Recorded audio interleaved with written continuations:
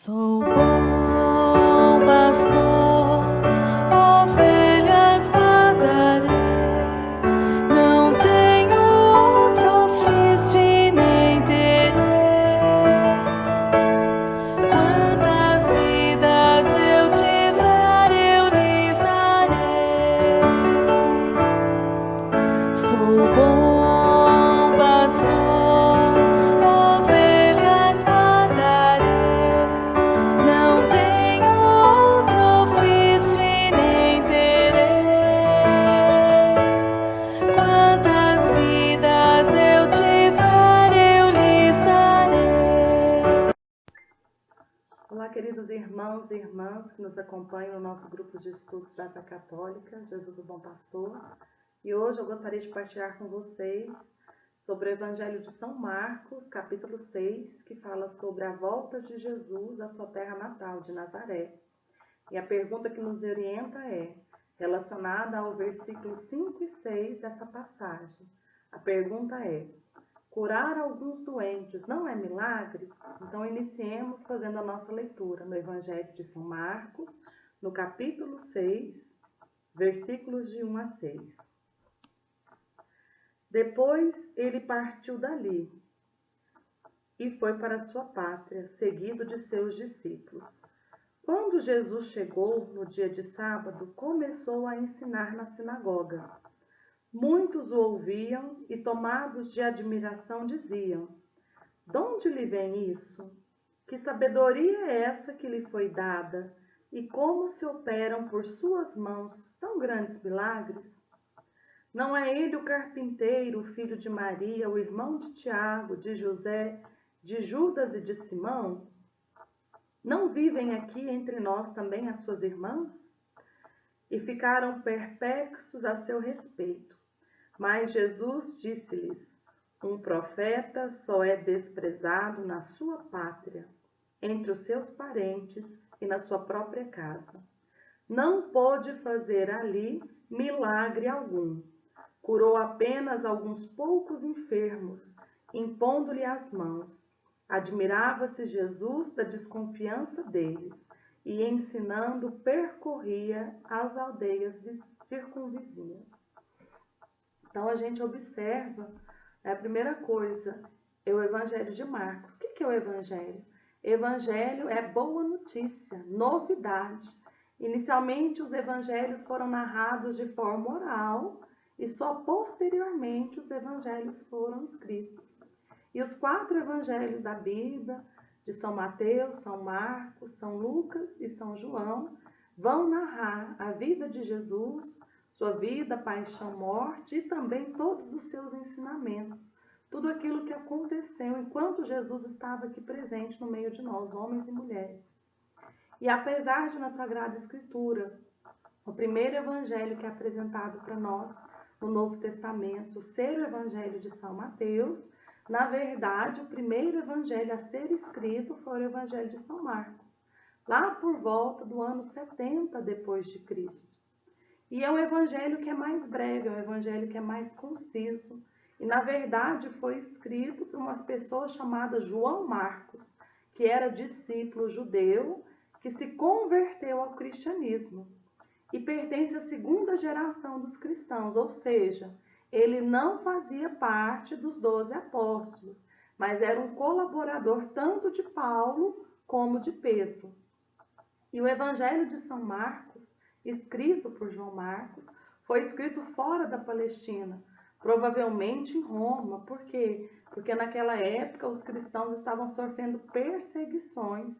E é um evangelho que é um evangelho do discipulado, que ensina a todos os discípulos de Jesus o caminho que se deve seguir, que foi ensinado pelo próprio Mestre Jesus, para que nós possamos chegar um dia à vida eterna. Foi escrito tanto para os pagãos daquela época, também para os judeus, porque o próprio João Marcos era um judeu que se converteu ao cristianismo. E é o evangelho, então, que mostra para nós o lado mais humano, as experiências humanas de Jesus na sua vida, aqui ao longo da sua vida junto com nós na Terra. E esse capítulo 6, em especial, vem narrar para nós a experiência que Jesus teve na sua terra natal de Nazaré. E a gente precisa entender um pouco o contexto dessa passagem. Jesus já estava na sua vida pública, ele já estava anunciando o reino de Deus e operando tanto curas quanto milagres. Então ele andava nas cidades ao redor do lago de Genezaré, que é também chamado de Mar da Galileia. E o que ele fazia? Ele anunciava a boa nova do reino de Deus. E aí ele passa então pelas cidades, ali ao redor do lago de Genezaré, e assim, como ele falava sobre o reino de Deus, ele também operava as curas e milagres para demonstrar a perfeição desse reino, como complemento da palavra de Deus. Então, pouco antes de chegar em Nazaré, ele tinha curado um possesso em Genezaré, expulsado dele um demônio, curou a filha de Jairo, do outro lado da margem do lago também. Ele curou aquela mulher hemorroíça, que tinha um fluxo intenso de sangue, que ao tocar na orla do manto de Jesus é curado. Então, antes de chegar à sua pátria, Nazaré, lugar onde as pessoas conheciam e conviveram com Jesus e com a sua família, ele opera então essas curas e esses milagres. E segundo o Evangelho de São Marcos, esta é a última vez que Jesus vai a Nazaré e também que entra na sinagoga para ensinar. A sinagoga é o lugar onde os judeus se reuniam no sábado para partilhar a palavra de Deus e também para juntos rezar. Então, no início, quando Jesus chega e começa a anunciar lá em Nazaré o reino de Deus, a palavra de Deus, a gente observa na leitura que os ouvintes de Nazaré eles ficaram admirados com a sabedoria de Jesus. Mas essa admiração não fez com que eles crescem, com que eles acreditassem em Jesus, mas o contrário. Eles começaram a rejeitar Jesus. Então a gente observa os primeiros questionamentos, as duas primeiras questionamentos, as duas primeiras perguntas que eles fazem então nessa passagem do capítulo 5. A primeira são que vão demonstrar para nós esse descrédito em relação a Jesus. De onde lhe vem isso? Que sabedoria é essa que lhe foi dada? Então eles começam a questionar de onde que vem a sabedoria, por que está acontecendo ali? O que está acontecendo para ele saber ensinar daquele jeito? Começa a criar então essa dúvida que vem gerar neles o desacreditar em Jesus e não promover a fé. Porque normalmente quando Jesus ensinava o povo acabava se surpreendendo, porque Jesus ensinava com autoridade, de quem conhecia a palavra de Deus, porque vivia. A sua vida era um testemunho daquilo que ele anunciava. E ali em Nazaré acontece de uma forma diferente. Por quê? Porque Jesus não havia frequentado nenhuma escola de ensino das Escrituras. E para aquele povo era impossível Jesus fazer teologia, ou seja, falar das coisas de Deus, sem passar primeiro pela escola dos doutores da lei e dos fariseus. Eles conheciam então toda a vida pregressa de Jesus, a sua família, e não haviam até então visto nada de extraordinário na vida de Jesus que indicasse que ele era o Messias, o ungido, o enviado por Deus. E começaram então a rejeitar Jesus como esse Messias do Senhor, porque eles tinham acompanhado o seu crescimento. Como eu falei antes, eles conheciam a sua família, a sua história, e naquele momento eles só conseguiam olhar para Jesus com o olhar humano. Não conseguiam olhar para Jesus com o olhar da fé. E a conclusão então que aquele povo de Nazaré chega é que quando fosse chegar o Messias, eles saberiam, não saberiam de onde ele vem. Seria algo fantástico. E Jesus, portanto, não poderia ser o Messias. Por quê? Porque eles sabiam de onde Jesus tinha vindo. Conhecia os pais de Jesus, conhecia os familiares de Jesus. Então foi essa a conclusão que eles chegaram, que ele não poderia ser o Messias. E mesmo diante de todas as profecias do Antigo Testamento, que davam pistas sobre essa vinda do Messias, que iria se encarnar no meio de nós como homem, que seria semelhante a nós em tudo, menos no pecado, aquele povo ainda esperava algo sobrenatural, fora do comum para poder acreditar que realmente Jesus era o Messias, o enviado, o Filho de Deus. E a terceira pergunta daquele povo na Sagrada Escritura vai nos dar outras dicas, né, do que o que passava no coração daquele povo de Nazaré que conhecia Jesus humanamente. A pergunta era: como se operam por suas mãos tão grandes milagres? Então aqui a gente observa que eles começam a levantar suspeitas sobre quem agia através de Jesus. Poucos dias antes, os doutores da lei haviam afirmado que era o chefe dos demônios que agia em Jesus. E por isso ele tinha então o poder de expulsar os demônios. E a gente observa então que o povo de Nazaré compartilhava desse mesmo pensamento, né, de quem estaria por trás. Era algo que certamente não viria de Deus, que dava a ele poder, mas não viria de Deus. E a última pergunta que a gente observa então nessa leitura resume todas as outras. A pergunta é: não é ele o carpinteiro, filho de Maria, irmão de Tiago, Simão, Judas? Não vive entre nós também as suas irmãs? Então, inicialmente não tem nada demais, mas para aquela época, para aquela sociedade patriarcal, essa pergunta era uma pergunta desmoralizante, porque a referência familiar para os judeus era sempre o homem, o pai. Fosse falar, era esposo, era a esposa do fulano de tal, é filho do fulano de tal. Então, a referência era sempre o homem, nunca a mulher. Então, quando coloca a mulher Maria, a mãe de Jesus, como referência, é uma forma de debochar de Jesus.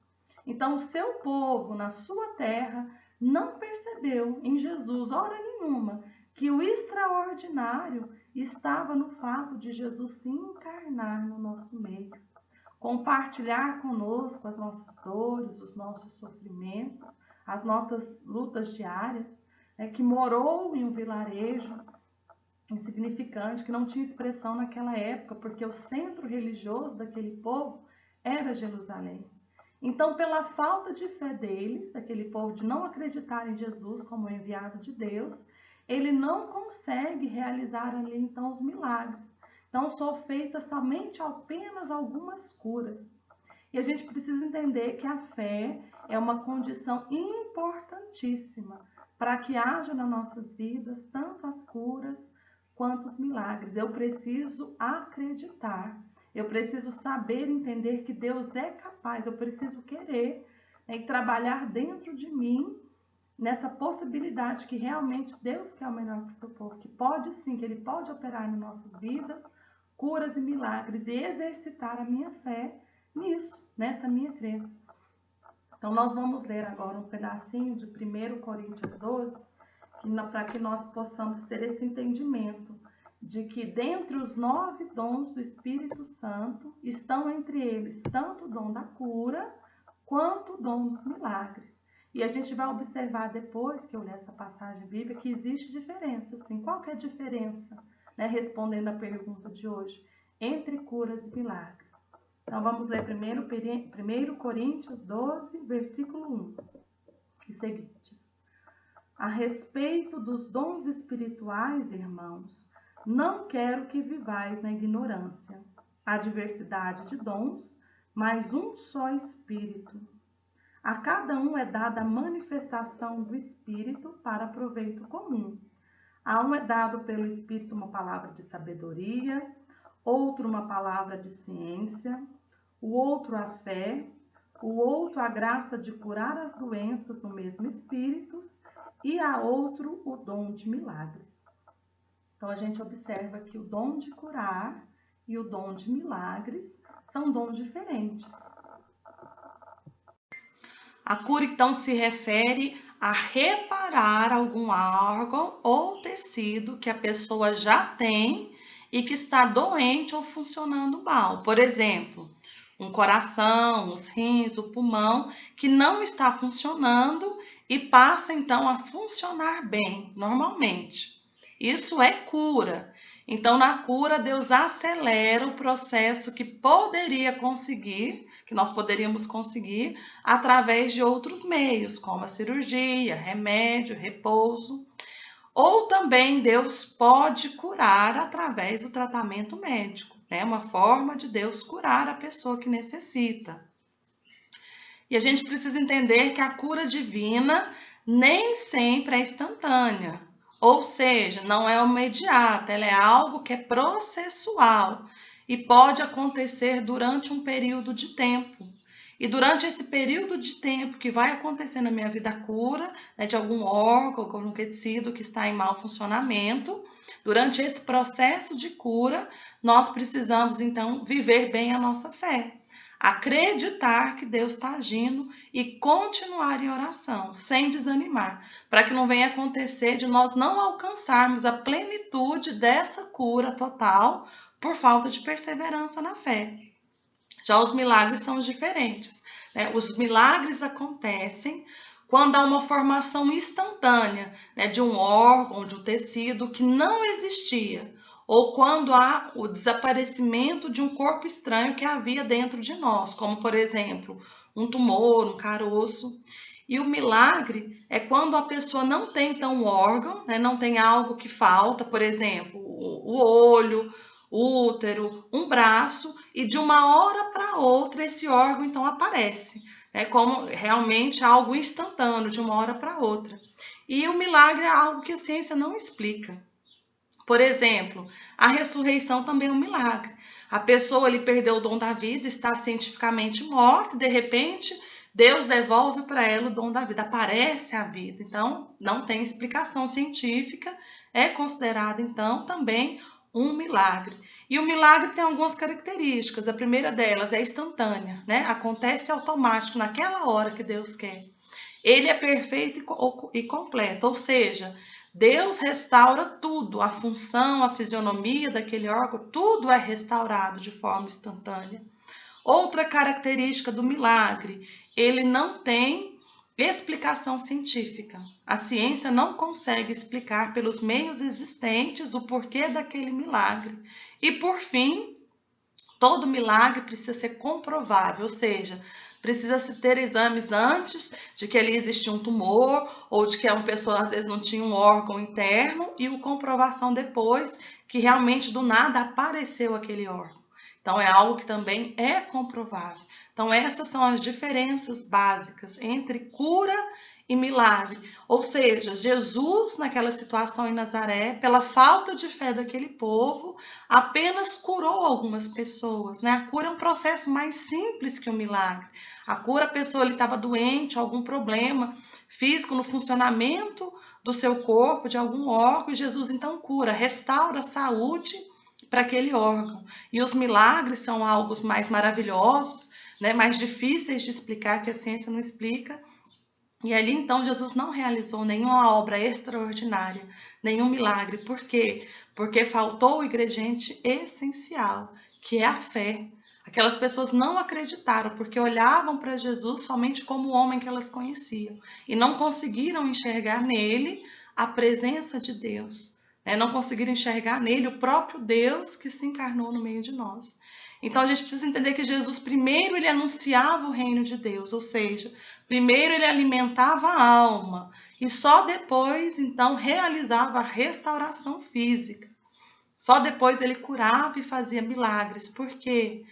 Porque o mais importante é essa vivência da fé. E o que é fé? Acreditar naquilo que não se vê. Jesus, hora nenhuma, opera tanto as suas curas quanto os seus milagres, querendo ganhar público, querendo ganhar fiéis. Muito pelo contrário. Quantas curas e milagres ele realizava e falava para as pessoas, né? Proibia as pessoas de contar para outros, porque ele queria que as pessoas tivessem uma experiência de fé, de acreditar nele, independente daquilo que ele fazia. Infelizmente, trazendo essa palavra para os nossos dias hoje, a gente vai observar quantos católicos, quantas pessoas que se dizem cristãs e também têm uma fé de procurar somente ver aquilo que encanta os olhos, né? Vive atrás de cura, de milagres, mas ainda não tem uma fé amadurecida, que é capaz de entender que mesmo quando não acontece nas nossas vidas essas graças de Deus, nós continuamos caminhando e perseverando na fé. Porque a gente tem que perceber que a cura, que o milagre, sim, são obras maravilhosas que vêm restaurar a nossa saúde física, mas não são garantia de salvação. A gente não pode achar que uma pessoa é salva porque ela recebeu um milagre, recebeu uma cura, não. O que nos salva é o nosso perseverar na fé, que a gente também comece a se vigiar mais, que a gente comece a caminhar com Deus não por aquilo que Ele tem para nos oferecer, mas realmente tentando a cada dia copiar o seu modelo de fé. Assim como Jesus fez no seu reino de Deus, viveu santamente aquilo que Ele pregava, é o nosso chamado hoje. E eu queria assim, deixar uma coisa que enquanto eu preparava esse encontro, eu pensei muito sobre isso. E eu queria que você refletisse também.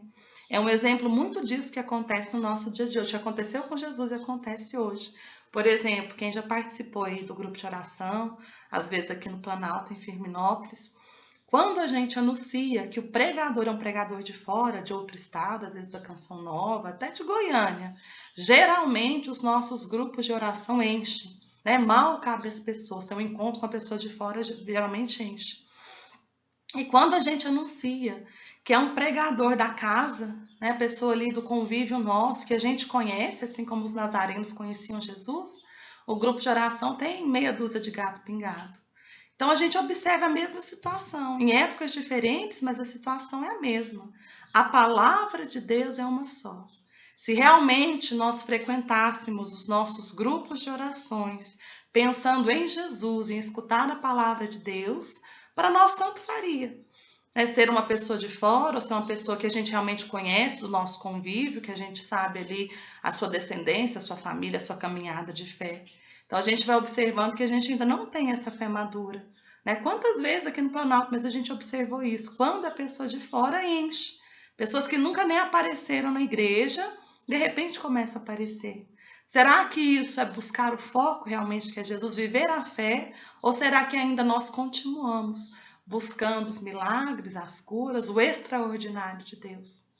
A gente precisa viver a nossa fé, não no extraordinário, no miraculoso, mas no ordinário da nossa vida, no nosso dia a dia, né?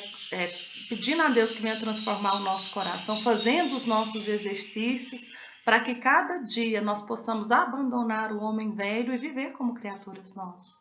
Então, que nós possamos pensar sobre isso. Muito boa pergunta, nós conseguimos entender agora a diferença entre curas e milagres, mas o mais importante de tudo isso é que nós tenhamos a consciência de que a nossa fé, às vezes, nós nunca vamos presenciar na nossa vida uma cura ou um milagre. Isso não quer dizer que Deus não nos ama, como aqueles que tiveram nas suas vidas essas graças de Deus.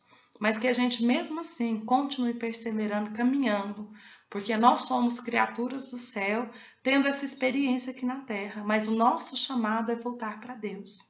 Amém?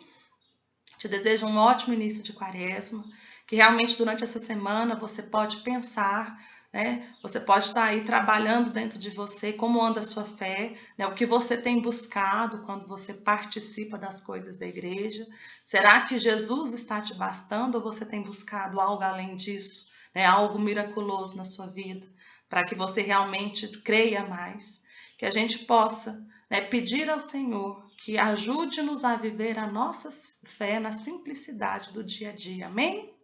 Sejamos todos selados e abençoados. Em nome de um Deus que é Pai, Filho e Espírito Santo. Amém.